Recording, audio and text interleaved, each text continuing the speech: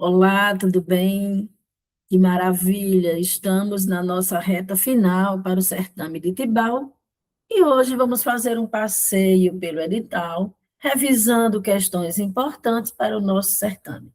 Vamos lá? Todo mundo confiante? Vocês estudaram? Vocês aprenderam, né? Consolidaram seus conhecimentos e estão prontos. Vamos começar a nossa revisão confiantes no sucesso amanhã, tá bom?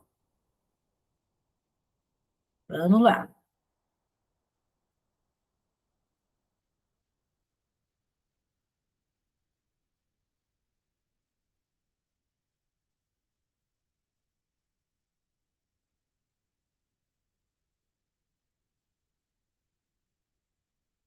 Nosso aulão de véspera, revisão final. Vamos lá.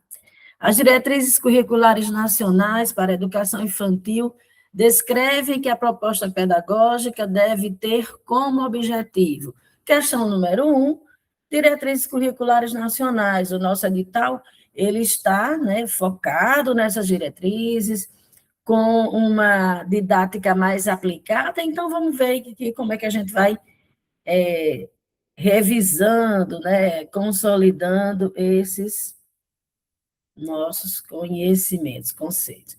A. O ensino sistemático e o sistema integral adaptados para as crianças a partir dos 3 anos, tendo assim um processo de educação voltado para a sociedade crítica. Lembrando, nós estamos falando da etapa inicial da educação básica, a educação infantil, uma etapa em que as crianças ainda não desenvolveram o seu conhecimento, né, as suas habilidades, a sua capacidade de abstração, criticidade, etc. Letra B. Promover um ensino de interdisciplinaridade para que as crianças possam alcançar os objetivos propostos e, assim, poderem progredir para o ensino fundamental. Lembrando, né, pessoal, que o único meio de progressão da etapa da educação infantil para a etapa dos anos iniciais, qual é? Faixa etária, né? Então, esse ensino interdisciplinar é importante, sim, né? Para que as crianças possam alcançar os objetivos, mas não com vistas à progressão, né, para o ensino fundamental. Com certeza, não. Garantir à criança o acesso a processos de apropriação, renovação e articulação de conhecimentos e aprendizagens de diferentes linguagens. Simpática, né? Faz toda uma abordagem voltada para os objetivos que estão previstos, né? Nas diretrizes curriculares nacionais para a educação infantil. Alternativa correta, letra C. Letra D, alcançar pontos positivos para a escola por meio de uma proposta e um ensino de qualidade. Gente, lá na prova amanhã, cuidado com essas armadilhas, né? É lógico que nós queremos um ensino de qualidade, né? Mas o objetivo, né, da educação infantil, né, ela não tem como objetivo alcançar pontos positivos, olha aqui, para a escola. São armadilhas, né? O objetivo aqui não é para a escola, é o desenvolvimento integral da criança. Lembrem-se, todas as questões corretas, né, que são corretas, a questão de protagonismo, sujeito ativo, desenvolvimento integral, sujeito cognitivo, psicomotor e afetivo. Lendo a questão criteriosamente para não cair nessas armadilhas. Vamos lá para a questão número 2.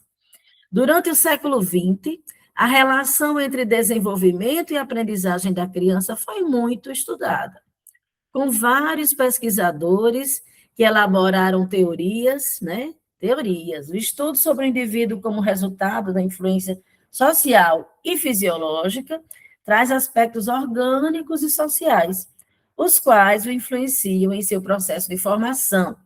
Segundo essa teoria, o sujeito, na sua aprendizagem, cuja teoria de desenvolvimento cognitivo é centrada na psicogênese do ser humano como um todo, e cujo estudo foi relacionado a 3 aspectos: afetivo, cognitivo e motor, e foi dividida em 5 estágios.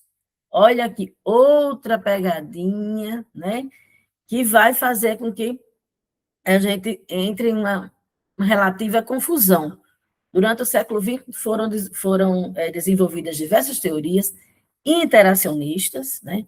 Que sim, diversos pesquisadores chegaram à conclusão de que a aprendizagem, o desenvolvimento, ele é resultante de dois aspectos, o biológico, né, orgânico, e o social, comportamental.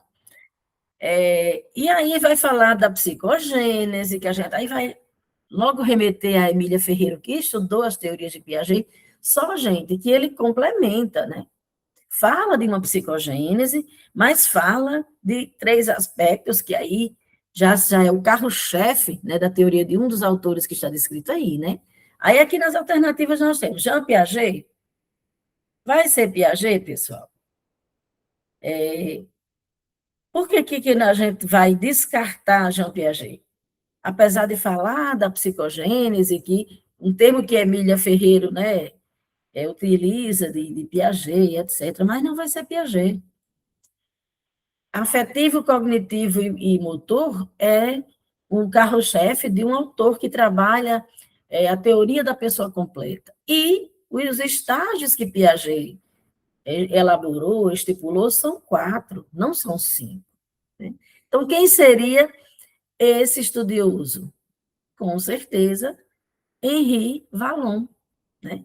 Vallon, ele é um teórico interacionista, era psicólogo, médico, e aí ele desenvolveu a teoria da pessoa completa. Ele vai falar muito, né, sobre a afetividade, é um dos conceitos-chave da sua teoria. Formando a pessoa completa, nós temos o aspecto afetivo, cognitivo e o motor, né? E ele dividiu a sua teoria em 5 estágios, né? Impulsivo emocional, sensório motor e projetivo, né? Personalismo, categorial e puberdade e adolescência. Então, muito cuidado. Lev Vygotsky, a sua principal teoria é a teoria da zona de desenvolvimento proximal. Vygotsky estudou muito linguagem. Vamos lembrar de tudo isso para a nossa prova, né? Vygotsky falou bastante sobre a linguagem influenciando o desenvolvimento, né? O sujeito partiria a partir movido pela imersão cultural e pela linguagem, o indivíduo saltaria, né? De utilizar apenas as suas funções psicológicas elementares e passaria a usar as suas funções psicológicas superiores, aquelas funções que dá ao indivíduo a qualidade, né, de poder pensar abstratamente, pensar simbolicamente, né, e promovendo o desenvolvimento tanto das características externas sociais quanto internas dessas funções. E a letra D aqui é David Ausubel, né? A Ausubel, ele desenvolveu a teoria da aprendizagem significativa. Para Ausubel, para uma aprendizagem ser significativa, ela precisa de 2 elementos. Primeiro, né, ela precisa ser não mecânica, né? Ela precisa conversar, dialogar com o conhecimento prévio, e assim não seria mecânica. E ela deve ser substantiva, ou seja, o conhecimento aprendido, ele deve ser, o sujeito que aprendeu, deve ser capaz, né, de formulá-lo e explicitá-lo com suas próprias palavras. Então, a alternativa correta, Henri Vallon, cuidado para não cair nas armadilhas, leia a questão grifando, leia a questão brigando aí com cada, duelando, né, com as palavras do texto e prestando atenção qual é o comando, né? Quem estudou a aprendizagem em 3 aspectos e dividiu esse desenvolvimento em 5 estágios. Os 4 estágios de Piaget, sensório motor, pré-operatório, operatório concreto e operatório formal. Questão número 3. Sobre os estudos do desenvolvimento das estruturas cognitivas da criança, De acordo com os estudos de Vygotsky, analise as assertivas abaixo e assinale a alternativa correta. Assertiva 1. A aprendizagem e desenvolvimento são processos interligados, sendo a aprendizagem impulsionada pelo social e fonte primeira do desenvolvimento. E aí, pessoal? Isso é verdadeiro ou isso é pertinente ou não na teoria de Vygotsky? 2. A criança é um sujeito ativo, histórico e de direitos, cujo desenvolvimento está indissociavelmente ligado às condições concretas da sua vida e às interações que estabelecem seu contexto. E a assertiva 3, por meio da internalização de signos, especialmente a linguagem, a criança aprende a regular voluntariamente seu comportamento emocional, transformando reações impulsivas em ações conscientes. Todas essas, a questão A, alternativa A, perdão, todas as assertivas estão corretas? Sim, todas as assertivas estão corretas. Aprendizagem e desenvolvimento são processos indissociáveis. Mas para Vygotsky, né, o ponto de partida é o social, né? O social é a fonte primeira de desenvolvimento. Para Piaget, primeiro é a maturação, né? Que parte do corpo do indivíduo, né? Das estruturas cognitivas do indivíduo amadurecidas para, em contato, né? Manipulando os diversos objetos e fenômenos sociais, ocorre o desenvolvimento. Para Vygotsky, não. Aqui está falando, sendo a aprendizagem impulsionada pelo social. Os dois acreditam que é a interação do biológico com o social. Mas, para Vygotsky, o impulso, né, o ponto de partida para o desenvolvimento é o social. É a imersão cultural, são as interações com o outro, né, com os elementos da cultura. A criança é um sujeito ativo histórico. Vygotsky vai falar de historicidade. Vygotsky vai dizer que os sujeitos constroem, eles não são, o desenvolvimento não é universalizado, né? Para Piaget tem os estágios, Vallon também tem os estágios, Vygotsky não tem estágios, porque os estágios, eles universalizam os sujeitos. Para Piaget, toda criança do planeta de 0 a 2 anos está numa fase sensório-motora, né? Então, tem determinados períodos para maturação biológica e impulsionamento do desenvolvimento. Vygotsky não, o indivíduo é histórico, depende da sua condição cultural, geográfica, os estímulos, etc. Mas também vai interagir com o biológico, tá? O biológico não é como os comportamentalistas, que a pessoa é tábula rasa e todas as suas habilidades são desenvolvidas a partir das suas experiências. Não, tem também, sim, as questões internas, mas o impulso é do social. Por meio da internalização de signos, já falamos na questão anterior. Vygotsky, ele dá uma importância incrível à linguagem. Para Vygotsky, a linguagem, ela é impulsionadora, ela é integradora, né? Promove as interações sociais, né? E impulsiona o desenvolvimento das funções psicológicas superiores, o que separa os seres humanos dos demais animais. Ok? Vamos para a questão número 4. Aqui nós vamos falar de Piaget, né? No processo construtivista piagetiano, o conhecimento não é uma cópia da realidade. Não é uma cópia da realidade, mas sim uma construção ativa do sujeito. Esse processo ocorre por meio de mecanismos complementares. Quais são esses mecanismos? Aí nós temos como primeira alternativa aqui, Aqui, entre as alternativas, ou será a assimilação ou será a apropriação,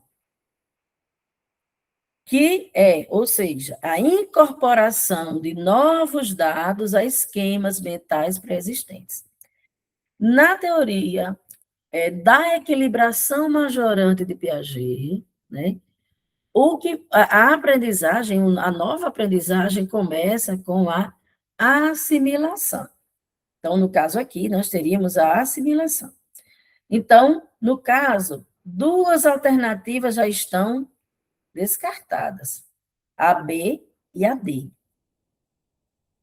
Ou seja, a incorporação de dados a esquemas mentais pré-existentes é a assimilação. E a que reflete na modificação desses esquemas diante de informações que não se ajustam a eles. Seria equilibração ou acomodação? Após a assimilação, vamos pensando um pouquinho, né? Estou sendo meio rápida, mas, gente, o que é que vocês me dizem? Né? Qual é o outro processo que, junto com a assimilação, compõe o conceito de equilibração majorante de Piaget? É a acomodação. Então, como a letra C, ó, continuamos aqui entre as duas, a assimilação, a acomodação, que refletem na modificação desses esquemas diante de informações que não se ajustam a eles. O motor dessa construção cognitiva é... O que é que impulsiona? Qual é o motor? É a problematização ou a desequilibração? Hein? Qual é o ponto de partida para esse processo da equilibração majorante? É a desequilibração. Vimos nas nossas aulas um esquema visual, né, de como acontece esse conceito de equilibração majorante. Piaget vai dizer que a aprendizagem é uma sucessão de desequilíbrios e reequilíbrios. Então, qual é o motor disso tudo? Quando o indivíduo se desequilibra, né, diante da informação nova, a entrada dessa nova informação na estrutura cognitiva, que é a assimilação. Quando essa informação assimilada, ou seja, já houve a entrada da nova informação na estrutura cognitiva, e ela encontra um novo conhecimento, um conhecimento prévio, perdão, lá nessa estrutura, ocorre uma modificação, né, daquelas informações equivocadas, daquela dúvida que gerou desequilíbrio, e a informação é incorporada pela adaptação, né, pelo uso dessa nova informação, o indivíduo se reequilibra e vai se desequilibrar novamente diante de uma nova informação. Então, é um constante desequilíbrio, reequilíbrio. Alternativa correta, letra C. Assimila, a nova mensagem entra, encontra um conhecimento prévio lá, esse conhecimento se acomoda, como diz aí, né, se modifica, e aí o indivíduo se equilibra. Mas o motor disso, aqui está perguntando, qual é o motor dessa construção? O que é que, né, qual é o que impulsiona a nova aprendizagem? É o desequilíbrio, é a desequilibração. Então, lá no nosso esquema, começava lá, desequilíbrio, e no final, reequilíbrio, tá bom? Na perspectiva socio-interacionista de Lev Vygotsky, o papel do professor é atuar como mediador no processo de aprendizagem. O conceito de zona de desenvolvimento proximal, ZDP, é central nessa teoria e pode ser definido como a distância entre. O que é ZDP? É a distância entre, letra A, entre o estágio de maturação biológica da criança e a idade cronológica em que ela se encontra. Gente, o que é que vocês me dizem? Sim ou não? Estamos falando aqui de Vygotsky. Vygotsky, ele não se pauta pela maturação. Vygotsky não se pauta pela faixa etária, ele se pauta pelo grau de imersão que os sujeitos têm na sua cultura. O quanto o indivíduo já tem experiências, interação com os artefatos, né, com os objetos culturais. Então, essa questão de estágio não rola com Vygotsky, tá bom? B, a capacidade de memorização de informações e habilidade de aplicá-las em avaliações de sistema. Não tem nada mais estruturante, né? Para não dizer engessado, do que essa questão de avaliações externas, que são só objetivas, que vêm de outros contextos, etc. Não dialoga com essa perspectiva de Vygotsky. Não no sentido raso da coisa. Claro que as avaliações externas são extremamente importantes, mas elas não estão no eixo aí das teorias vigotskianas. C, conteúdo previsto no currículo escolar, e também não é o que vai, o que une a zona de desenvolvimento proximal, né? Lembrando qual é a pergunta. A zona de desenvolvimento proximal seria a distância entre avaliações externas? Nada a ver, né? Aí não sei. A distância, sempre fazer o link do comando com a alternativa, né? A distância entre o conteúdo previsto no currículo escolar e o conhecimento prévio que o aluno traz do seu contexto familiar. Não. A distância entre a zona de desenvolvimento real, sim, e a zona de desenvolvimento potencial. Nível real, nível potencial, e entre essas duas zonas se localiza a zona de desenvolvimento proximal, onde o mediador, né, o professor, o livro, a ferramenta cultural, quem for, vai atuar, vai mediar. A zona de desenvolvimento proximal fica entre a zona de desenvolvimento real e a zona de desenvolvimento potencial. A aprendizagem da leitura e da escrita nos anos iniciais ocorre por meio de práticas significativas, nas quais a criança interage com textos reais, compreendendo progressivamente, aprendizagem de leitura e escrita, progressivamente, a função social da escrita, codificação técnica da escrita, estrutura formal da escrita ou função simbólica da escrita.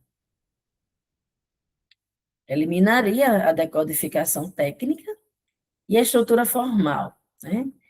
Ficaríamos aqui entre esses dois para a gente ver a segunda, né? E suas práticas de uso ou suas aplicações matemáticas. Aí fica mais fácil da gente saber, né? Que a alternativa correta é a letra A.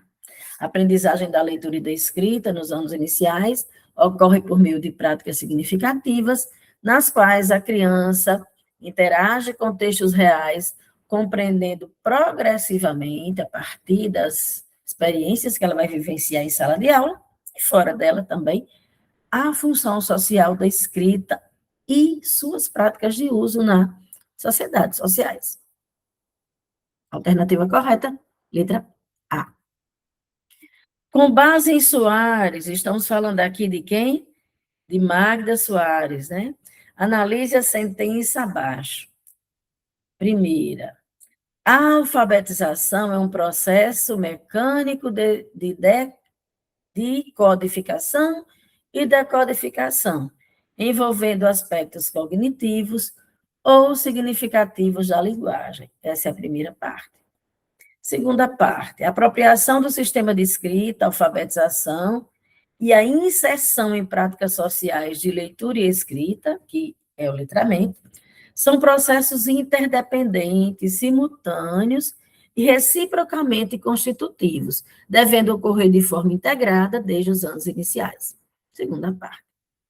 A pedagogia da convergência integrativa, proposta pela autora, rejeita tanto os métodos fônicos puros, quanto os métodos globais exclusivos, defendendo que a criança aprende o código justamente porque está imersa em situações que demandam seu uso significativo.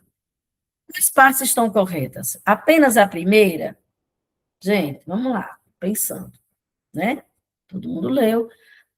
Essa questão mecânica não vai estar correta em nenhuma alternativa. Muito menos em se tratando dos estudos de Magda Soares, né? Então, onde tiver a alternativa dizendo que a primeira está certa, letra A e letra C estão erradas. A letra B está dizendo que somente a terceira parte está correta. Vamos ver se a segunda está correta. Se ela estiver correta, vai ser a letra D. Apropriação do sistema de alfabetização, sim. Inserção de práticas sociais, escrita, são interdependentes. Não se pode separá-los. Tanto é que Magda Soares chama o processo de alfabetização, né, de alfaletramento, alfaletrar, né? São simultâneos, reciprocamente constitutivos, devendo ocorrer de forma integrada. Então, a alternativa correta, letra D. Leia a situação hipotética a seguir.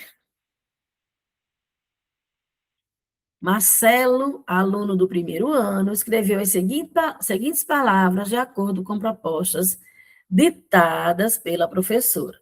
Professora dita sapato, Marcelo escreve S-A-P-T. Boneca, B-N-E-C-A. Cavalo, C-A-V-L-O. E pipoca, P-I-P-C-A.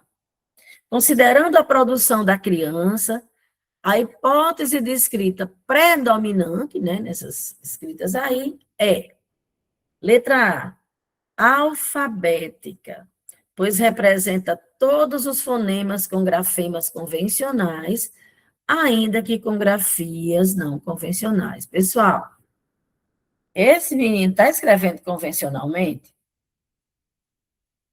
Lógico que não. Alternativa descartada. Letra B, silábica com valor sonoro, pois cada sílaba está representada por uma única letra pertinente. É silábica? Veja bem, a hipótese silábica, ele escreve uma única letra para cada sílaba. Nesse caso, como é que ele está escrevendo? Ora, duas letras para uma sílaba, ora, uma única, né? Letra para a sílaba. Então, descartada, letra B. C, silábico alfabética. Alterna sílabas completas, ó, K de cavalo. Na outra, né? Sílabas reduzidas, só uma letra. Alternativa correta, letra C. A letra D, gente, pré-silábica. Pré-silábica é uma ausência de correspondência entre a palavra falada e aquilo que ele escreveu, né? A letra E, silábica sem valor sonoro. A gente já viu pela letra B que não é silábica. Então, a alternativa correta aqui é a letra C. As fases, né, as hipóteses da escrita, de construção da escrita, organizadas por Emília Ferreiro, a partir das teorias de Piaget, são quatro. Pré-silábica, silábica, silábico-alfabética, que é a situação da questão, e a alfabética, onde o aluno escreve convencionalmente, ainda que tenha questões ortográficas, né? Então, a alternativa correta, letra C. 9, perdão. No processo de alfabetização, a teoria psicogenética da língua escrita, desenvolvida por Emília Ferreiro e Ana Teberoski, demonstrou que a criança elabora hipóteses sucessivas sobre o funcionamento do sistema de escrita. Considerando as fases da escrita propostas por Ferreiro e Teberoski, analise as assertivas a seguir. Gente, essa questão, ela é muito interessante. Trouxe para vocês porque pode ser que aconteça na prova e vocês precisam estar muito atentos. Olha só, ela dá as assertivas, né? Mas o que que ela pede? Que encontre nas assertivas as incorretas. Então, aqui nas alternativas, a gente precisa encontrar os itens que estão incorretos. Primeiro, na hipótese pré-silábica, a criança ainda não estabelece relação entre grafia e valor sonoro, podendo utilizar letras aleatórias ou sinais gráficos para representar palavras. Está certo ou está errado? Na hipótese pré-silábica, não tem relação dos sons, né, do valor sonoro da palavra com aquele que a criança escreveu. Inclusive, ela mistura letra, número, desenho, caracteres inventados, né? Então, gente, essa 1, ela está correta. Ela é a alternativa correta. Só que, o que é que acontece? Nós não estamos pedindo a correta. Então, a 1, onde tiver aqui a alternativa 1, não vai rolar. Nós vamos ficar, ó, entre a B, a C e a E. Vamos para 2. Na hipótese silábica, a criança passa a atribuir valor sonoro às letras, representando uma letra para cada sílaba. Gente, na hipótese silábica, a criança atribui uma letra para cada sílaba, mas é sempre com valor sonoro? O que é que vocês me dizem? Vamos para 3.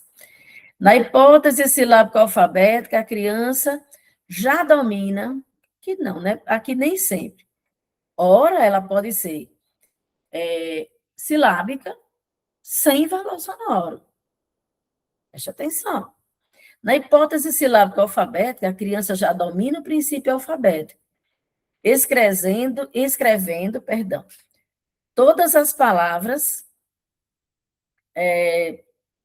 com correspondência fonema, grafia. Esse aqui eu vou deixar na dúvida, tá? Vou deixar na dúvida. Ela não está, pelo que tem aqui, não está errado. Faltou dizer que tem hora que ela, mas vamos ver a resposta. Estou me adiantando muito. Na hipótese silábica alfabética, a criança já domina o princípio alfabético, escrevendo todas as palavras convencional. Não, se ela ora escreve uma sílaba, só com uma letra, outra hora escreve a sílaba completa, ela não, né? Mas aí, essa daqui está errada. Então, ó, a gente tem que encontrar uma alternativa onde as erradas estejam. A 3, ela estava aqui, mas aqui tem a 1 que estava certa. Vamos lá. Na hipótese alfabética, a criança compreende o princípio alfabético, ainda que possa apresentar dificuldades na ortografia. Sim, né? Sim. E a 5, para Emília Ferreira, as hipóteses de escrita resultam exclusivamente da palavra restritiva, da maturação biológica da criança, independente das interações sociais. Claro que não. O que é que sobra para a gente?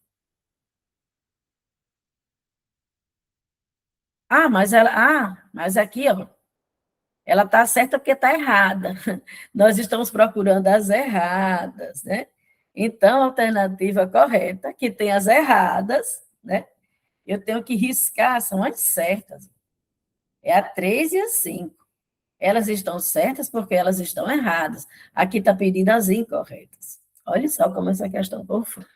Mas é uma questão muito boa para a gente revisar as hipóteses de escrita. Na hipótese pré-silábica, a criança está certa, mas nós não estamos procurando a certa, né? Na hipótese silábica, a criança passa a atribuir valor sonoro às letras, tá? Aqui tá como certa, tá, gente? A criança passa a atribuir. Nem todas, algumas, né? Não atribui, mas tá dita como correta aqui. A 2. Então, ela não está entrando nas erradas, que são essas, as 3 e a 5. Por isso que eu deixei a interrogação aqui. Voltei atrás da minha interpretação. 10. Para promover a fluência da leitura oral e a compreensão nos anos iniciais, a rotina didática mais consistente é... Mas aí o que é que a professora está buscando aqui? Fluência na leitura oral e compreensão. Qual é a fase? Anos iniciais. Etapa dos anos iniciais. fase dos anos iniciais, na etapa do ensino fundamental. A. Organizar a leitura de listas de palavras e pseudopalavras para aferir decodificação, deixando a leitura de texto integral para etapa posterior. Pensando um pouquinho. Gente, se eu quero fluência na leitura oral, leitura em voz alta, a gente precisa sempre pensar qual é a função social do texto, né, no cotidiano. Ninguém faz uma lista para ler a lista oralmente. Né? Aí eu faço uma lista da feira. Batata, arroz. Não. Eu faço uma lista para organizar ideias, né? Organizar ações, organizar itens. Então, organizar a leitura de listas não vai favorecer muito o processo de alfabetização, da utilização das estratégias de seleção, antecipação. Excelentes, repertório de letras, mas para a fluência da leitura oral, não. B. Manter leitura individual na frente, controlando as interrupções dos colegas e recomendando leitura autônoma diária como principal apoio. Gente, vocês estão percebendo esse tipo de estratégia? Ó, leitura individual lá na frente. A criança ainda não tem fluência e ela vai ler lá na frente dos colegas. Isso acontece muito nas escolas. Né? A criança ainda não tem a fluência, vai lá para frente, se expõe, gagueja, os colegas tiram, né? E aqui diz, a professora vai controlar as interrupções dos colegas, não auxiliar o aluno na leitura, né? E recomendando leitura autônoma, ou seja, faça tudo sozinho. Não tem aqui mediação com o aluno que está lendo, para a leitura, para a fluência da leitura oral. Manda ler sozinho lá na frente, controla os colegas e manda fazer leitura autônoma diária sozinho. Não, né, pessoal? Estratégia, como diz o rapaz da internet, muito paia, né? Então, vamos lá. Letra C. Adotar a leitura guiada de um texto curto, com antecipação de sentidos. Olha aqui a compreensão. Releitura e verificação da compreensão. O professor vai auxiliando, você está entendendo? Olha essa palavra. Leia novamente. Observando a precisão com que as palavras são sendo ditas, está sendo acompanhado. Automaticidade, com o tempo o aluno vai lendo com muito mais, vai deixar de ser ó, menino, e vai ler com mais automaticidade. E prosódia, pronúncia, né? Sotaque e tudo mais. Perfeito. Alternativa correta, letra C. A letra D. Aplicar leitura cronometrada. Vamos para atenção, né? Tempo marcado, a prova do concurso. Tanto 60 questões para 4 horas, né? De frases soltas. Treino de velocidade, correção só ao final. Vai errando, errando, errando, depois corrige. Registrando apenas precisão e automaticidade. Cadê o sentido? Cadê a compreensão? E a E, priorizar a leitura expressiva por imitação. Imitação, ó, não tem sentido. Treinando entonação e pausa, sem mobilizar hipóteses de sentido, nem discutir compreensão. A alternativa correta aqui, segundo lá no nosso edital, ele pede, né, que o concurseiro domine esse conteúdo de produção de texto, questões relacionadas à alfabetização, leitura e produção de texto. Aqui é a questão. No contexto da inclusão escolar, de acordo com a Lei Brasileira de Inclusão da Pessoa com Deficiência, ou como é chamada popularmente como Estatuto da Pessoa com Deficiência, o conceito de acessibilidade na instituição educativa deve ser compreendido com. Então, qual é que está em foco aqui? O que está em foco é conceito de acessibilidade. Letra A. A acessibilidade é a eliminação de barreiras, exclusivamente físicas e arquitetônicas, garantindo o acesso físico do estudante aos espaços escolares. Tempinho para analisar. Gente, só existe acessibilidade arquitetônica? Acessibilidade é apenas eliminar exclusivamente as barreiras físicas e arquitetônicas? Claro que não, né? Existem vários tipos, nós estudamos os diversos tipos de acessibilidade. Mas qual é o conceito de acessibilidade? Vamos buscar aqui nas alternativas. Letra B. A acessibilidade é a oferta de um currículo simplificado e com menos conteúdos para os estudantes com deficiência, facilitando sua aprovação ao final do ano letivo. O foco aqui, o objetivo é a aprovação, e esse aí é um conceito, né? Seria, né, segundo a alternativa, um conceito, mas um conceito muito deturpado de acessibilidade, voltadas apenas para minimização do currículo, né? Considerando as pessoas, os sujeitos lá da educação especial, como sujeitos menos competentes, que eu tenho que minimizar o currículo. A adaptação curricular é diferente do que simplificar, né?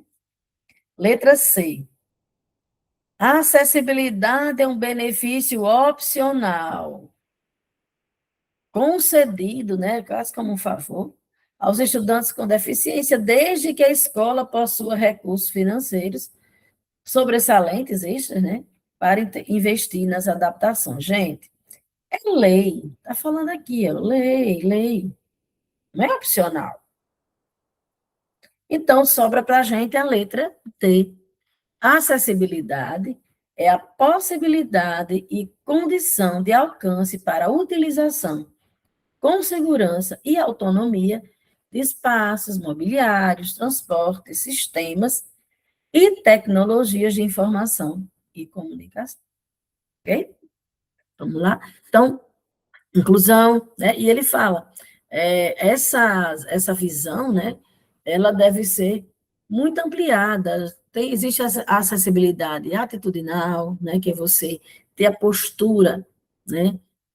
Assertiva, inclusive acolhedora, a acessibilidade metodológica, acessibilidade instrumental, fornecendo aparelhos, softwares, cadeiras, pulseira de peso, instrumentos, etc. A acessibilidade natural, que é aquela que facilita os acessos das pessoas aos recursos, às praias, onde ela queira ir, né? Diversos tipos de acessibilidade que não só se restringem à arquitetura. Tá bom? Em relação às orientações legais e conceituais vigentes sobre a alfabetização e o letramento nos anos iniciais do ensino fundamental, analise as assertivas a seguir. Primeira assertiva. A BNCC estabelece que a ação pedagógica nos primeiros anos do ensino fundamental deve priorizar a alfabetização, articulando-a às práticas de letramento e aos demais componentes curriculares. A gente encontra nessa assertiva, lá na hora da prova a gente vai pensar, vai se perguntar, eu encontro nessa assertiva algum ruído, alguma coisa que não soa bem, que parece inadequado? Se não, já considero aqui, né, as alternativas onde tem a 1. A alternativa onde a 1 não aparece, eu já descarto. Porque eu tenho certeza, né, que ela está correta. Eu lá na minha prova vou fazer esse exercício, vou fazer essa prática, vou tomar essa conduta, né? 2, os processos para que alguém se torne alfabetizado envolvem a codificação e a decodificação dos fonemas em grafemas ou letras, por meio do desenvolvimento de uma consciência fonológica e do conhecimento do alfabeto em seus vários formatos, como letras imprensas e cursivas, maiúsculas e minúsculas. Sim ou não? Será que a gente consegue se alfabetizar sem decodificar e sem codificar? Alfabetizar não é somente isso, mas a gente consegue sem eles? Claro que não, né? Dos grafemas, né, dos fonemas, grafemas são as letras registradas e os fonemas, por meio do desenvolvimento da consciência fonológica, a capacidade de identificar, manipular e utilizar os sons da fala para alcançar o processo de escrita. E do conhecimento do alfabeto em seus vários formatos, né? Por quê? Em alguns momentos, a gente vai ver muito mais letras de imprensa que letra cursiva. Hoje, quase ninguém está escrevendo à mão, está todo mundo digitando, né? Identificar quando é maiúsculo, mas é um A, quando é minúsculo, mas é um A. Perfeito. 1 e 2, perfeito. Já temos aqui a 1 e a 2, né? Então, olha só, gente, ó, apenas a 1. A diz que é apenas a 1. A 2 diz que é apenas a 3. Apenas onde tem a 1 e a 2 é a C. A gente já está sabendo que é ela, mas vamos ver se a 3 está mesmo errada, né? Conforme a configuração aqui das alternativas. Sob a perspectiva conceitual contemporânea, alfabetização e letramento são compreendidos como etapas independentes. Ó, gente, vimos na questão anterior. Interdependentes e não independentes. A alfabetização é a aquisição das tecnologias do ler e do escrever, codificação, decodificação, inferência, seleção, antecipação, né? Agora, essas habilidades, essas, né, estratégias, elas só fazem sentido se elas utilizadas em contextos reais. Então, alfabetização e letramento são interdependentes. Então, aqui está errado. De modo que o trabalho com os usos sociais só vão acontecer depois que a pessoa dominou todo o sistema alfabético. Claro que não, né? Como eu já falei, Magda Soares defende o quê? O alfaletrar. A partir do momento que você está alfabetizando, esses textos, né? Esses objetos socioculturais reais da escrita e da leitura vão trazer a ideia e a função social da alfabetização. Inclusive, está lá no edital, função social da alfabetização. Que a gente entenda isso, né? Alternativa correta, letra C. Leia a situação hipotética. Durante uma intervenção individual no primeiro ano, o professor propõe que a criança transforme oralmente, não é escrevendo, oralmente, pato primeiro, né? Primeiro é oralmente, pato em gato, alterando apenas o som inicial, e depois registre as duas palavras. Aí sim, agora vai escrever.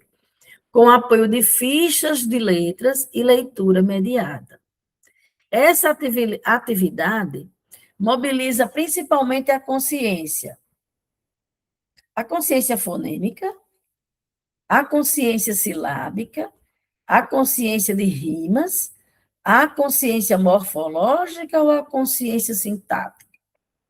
Eu, pelo menos, respondo minha prova assim. Foi primeiro no item, né, na lacuna primeira, e vou procurar nas alternativas. Gente, existe consciência silábica, a questão silábica, né? Ou consciência fonêmica, ou consciência de rimas, ou consciência morfológica, né? Vamos lá.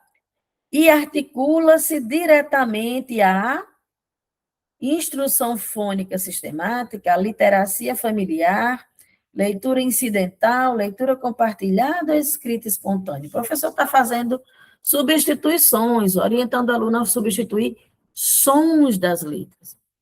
Então, consciência fonêmica e instrução, né? Articulando-se a instrução fônica sistemática. Gente, professora, não tem a consciência fonológica? Tem também a consciência fonêmica? Sim. A consciência fonológica, ela é a visão, a compreensão, a consciência geral que a criança está tendo, né, daquilo que é falado e que ela vai utilizar, ela vai identificar as unidades sonoras, as partículas, as formas de abrir e fechar a boca, o som das letras, dos fonemas, etc. E a consciência fonêmica, ela é mais específica. Ele vai usar especificamente o som, né? G, né? O som de P. Então, ela vai mudar o som de P, de pato, para o som de G. Então, a consciência fonêmica ela é mais detalhada, ela é mais específica. E aí a criança vai tendo, né? Se articulando a instrução fônica, trabalhando os sons das letras, das falas, né? E se alfabetizando. Então, fonêmica, consciência fonêmica, articulada diretamente à instrução fônica sistemática. O livro Alfa Letrar, né, de Magda Soares, ele faz essa diferenciação, inclusive com sugestões de usos práticos, de como fazer praticamente essas intervenções. Sugiro o livro para quem é alfabetizador. 14. Sobre as diretrizes da BNCC para os 2 anos, os 2 primeiros anos do ensino fundamental e a articulação com as demais áreas de conhecimento, analise as assertivas a seguir. 1. O foco, aqui está falando, gente, ó, os 2 primeiros anos, o primeiro e segundo ano, relacionado às demais áreas de conhecimento. Linguagens, matemática, ciências humanas, ciências da natureza e ensino religioso. O foco central da ação pedagógica deve ser a alfabetização, de modo que a criança construa o sistema da escrita alfabética e desenvolva práticas de leitura e escrita. Tem erro, tem algum ruído, tem alguma coisa aqui que incomoda? Vamos ver o 2. O ensino de componentes como ciências, história e geografia deve ser interrompido nesses anos para garantir que o tempo escolar seja dedicado ao ensino da língua. Gente, claro que não. Aqui, descaradamente, a gente já pode eliminar. A um a gente fica em stand-by para relacionar com as outras assertivas e com as opções que a gente tem, né? Errado não está. Por que, professor, então, você deixou em stand-by? Porque ele não está citando aqui nenhuma outra área, mas isso não quer dizer que esteja errado. 3. Os componentes curriculares devem se articular, permitindo que a alfabetização ocorra de forma contextualizada por meio de diferentes linguagens e saberes. Perfeito. A BNCC estabelece que a alfabetização deve ser concluída obrigatoriamente até o final do primeiro ano, reservando ao segundo ano apenas a correção de erros de ortografia. Erros ortográficos. Ah, gente, claro que não, né? Então, o que sobra para a gente aqui? A unha é a 3, né? Então, alternativa correta, letra B. Sobre as características de um projeto político-pedagógico na perspectiva de Vasconcelos, analise as assertivas abaixo e assinale V ou F. O PPP caracteriza-se por uma ação processual, participativa, em constante fazer e refazer no cotidiano da instituição. Verdadeiro ou falso? Verdadeiro. E aí aqui eu não tenho o que questionar, não tem ruído, não tem dúvida. E aí eu vou fazer o quê? Eliminar 2 opções. Eu só fico aqui ó, com a A e com a B. Gente, a gente ganha muito tempo na hora da prova. A prática e a materialização do PPP exigem exercício crítico, contínuo e a realização de avaliações permanentes pelos membros da comunidade escolar. Verdadeiro. Só me sobrou aqui, ó, a letra B, dizendo que as 3 estão corretas. Vamos só conferir, para a gente não, né, marcar bobeira na prova. A concretização do projeto demanda uma articulação constante, baseada no ciclo dialético de ação, reflexão, ação, com certeza, alternativa B. As 3 alternativas estão corretas. Maria Tereza Mantoan contribui expressivamente para a compreensão do significado da inclusão. o qual deve orientar as políticas para garanti-la, atendendo ao preceito constitucional da educação de qualidade para todos, por direito. Nesse sentido, a autora argumenta que a inclusão diz respeito à integração da educação especial nas classes comuns, regular, monitoradas por professores especializados em cada tipo de deficiência ou superdotação. Gente, nos estudos da inclusão, a gente já rebate que inclusão é apenas integrar o sujeito. As mudanças na formação didática dos professores para que saibam transmitir, olha a palavra que está lá nas nossas dicas, geralmente está nas palavras, nas questões erradas, transmissão, ao invés de mediação, intervenção, né? Conhecimento ao grupo de alunos com alguma deficiência, assim como ao grupo dos normais. Olha só essa nomenclatura capacitista aqui. Não, está errado. Letra C. Ao atendimento escolar de alunos com deficiência ou superdotação nas turmas regulares das escolas públicas do ensino fundamental, extinguindo a modalidade da educação especial. Claro que não, né, pessoal? Não, a educação especial, na perspectiva da educação inclusiva, é lei. A integração das classes especiais em escolas públicas de ensino fundamental, com atividade extra-classes e horário de recreio comum, permitindo a convivência de alunos com e sem deficiência. Classes especiais, não, os alunos têm que ficar nas classes regulares. Há um novo paradigma que desafia o sistema educacional a não excluir ninguém, não são só as pessoas com necessidades educacionais especiais, transtorno global de desenvolvimento, altas habilidades e superdotação, não. Todas as pessoas que estão fora do processo de aprendizagem, por deficiência ou qualquer outro critério, e adaptar e ou complementar o ensino regular para atender necessidades especiais. Vamos lá, caminhando aqui para o nosso final. Considerando as características da infância, a organização do tempo e do espaço na educação infantil, a organização do tempo e do espaço deve contemplar a tempos equivalentes e fixos, espaços setorizados de forma permanente para previsibilidade e controle. Gente, a flexibilidade, ela é um tônico da ação do professor. Então, tudo fixo, setorizado permanentemente, não. Rotina com atividades dirigidas, como eixo, deixando a brincadeira para o intervalo, não. O eixo de todo o currículo na educação infantil, segundo a BNCC, são as interações e as brincadeiras. E deixar essa brincadeira só para o intervalo. Propostas curtas e sucessivas, muita atividade curta, com espaço planejado para minimizar a circulação. O menino tem que ficar no canto, cercado, para não circular. Errado.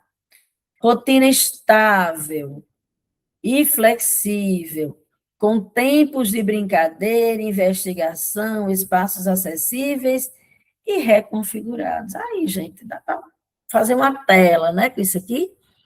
E a letra E, centralidade em cuidados e disciplina. As dimensões de educação infantil, a indissociabilidade do cuidar e do educar.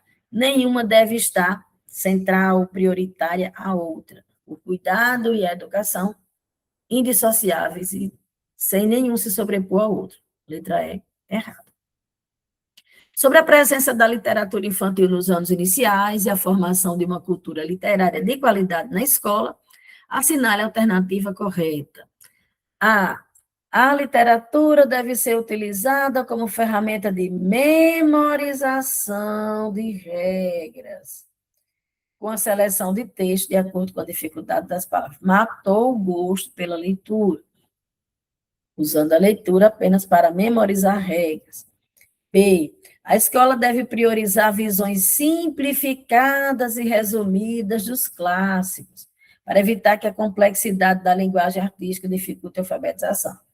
Aí, gente, claro que tem que adequar os textos às faixas etárias, mas as crianças precisam ter repertório, né? Então, os textos, quanto mais tiverem as características de texto escrito, melhor para a criança se alfabetizar e criar aqui, como fala, né, a cultura literária, sua cultura literária. Errado. Letra C.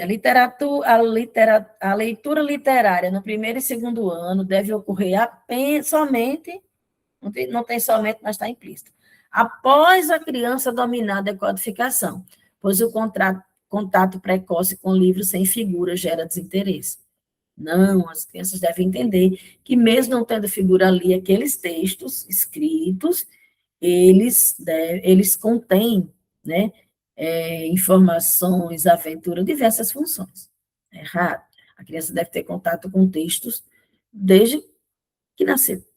O texto literário deve ser respeitado, contrariando todas as outras aqui, em sua função estética e artística, proporcionando à criança ampliação do imaginário e prazer da leitura.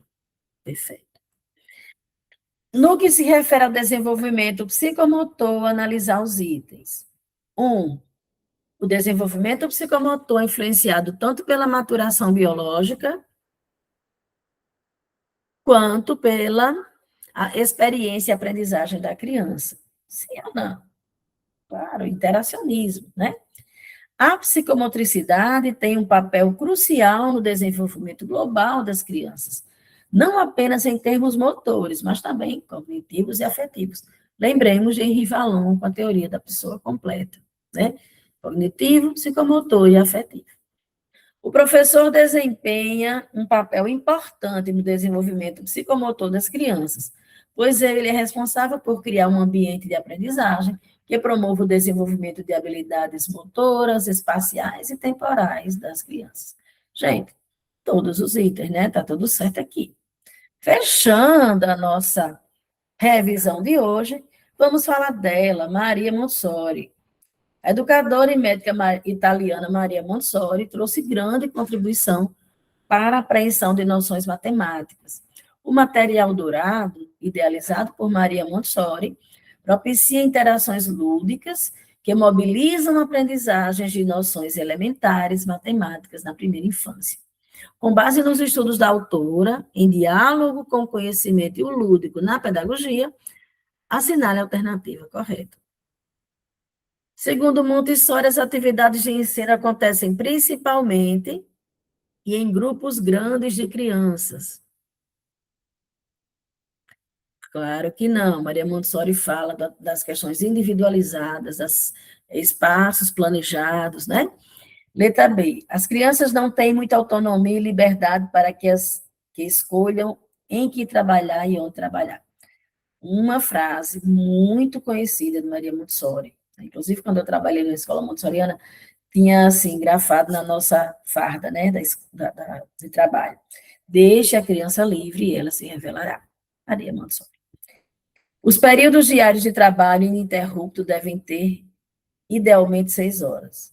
Não tinha essa estipulação muito fechada de horários, até porque a criança podia escolher, né, dos espaços organizados a atividade que ela vai, né, quer, deseja realizar e complementar. Não é necessário um conjunto completo de materiais montessorianos para cada sala de aula, pelo contrário, precisa de muito material. Revisitando Aristóteles, ela dizia que nada está na consciência sem que antes tenha passado pelos sentidos, pegar, cheirar, tocar, ver uma variedade de materiais e manipular, né, facilita a aprendizagem. E a letra E, a criança aprende com os próprios erros e por intermédio da autocorreção. Ambiente preparado, autoaprendizagem, consequentemente, autocorreção, alternativa correta sobre a questão, as teorias montessorianas, letra E. Pessoal, tá chegando a hora, né? Trouxe um versinho aqui para fechar nosso aulão de véspera, né? Tem meu máximo respeito quem triunfa com estudo, abre mão de quase tudo para alcançar com efeito. Num dia mais que perfeito, resultado sonhado, passar e ser convocado no concurso de Tibau, se mudar para o litoral, finalmente efetivado. Vejo vocês, né, em Tibau.